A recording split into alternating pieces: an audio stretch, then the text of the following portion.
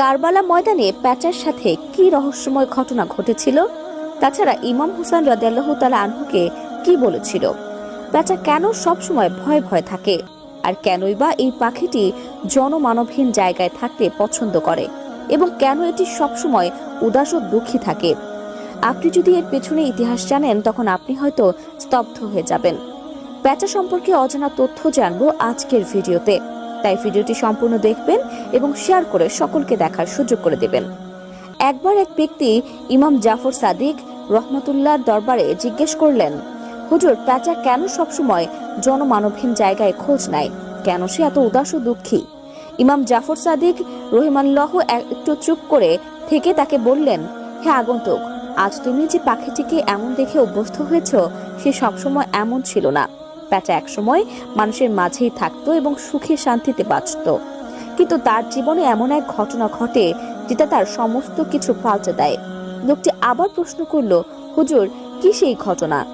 ইমাম জাফর রহিমুল্লাহ বলেন, এই প্যাচাটি রাসূল সাল্লাল্লাহু আলাইহি ওয়াসাল্লামের বংশধরদের ভালোবাসত।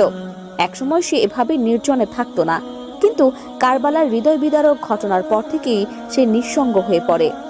যখন প্যাচাটি জানতে পারে ইমাম হুসাইন রাদিয়াল্লাহু তাআলা আনহু তার পরিবার ও সাহাবীদের নিয়ে কারবালার ময়দানে অবস্থান করছেন, তখন সে ৯ মুহররম রাতেই কারবালায় এসে পৌঁছায়।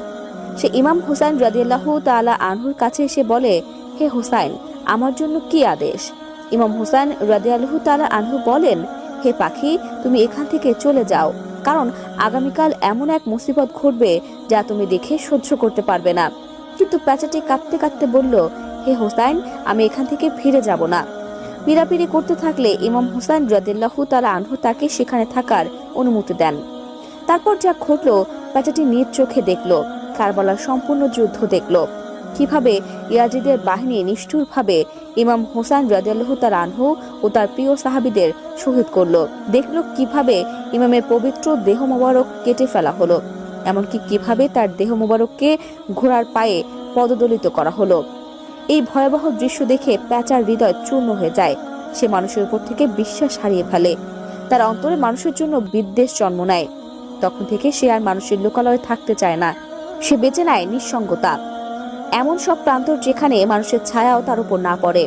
সে থেকেই পাখিটি হয়ে উঠেছে এক নীরব সাক্ষী। কারবালার রক্তাক্ত ইতিহাস আজও অনেকে প্যাচাকে দেখে ভয় পায়।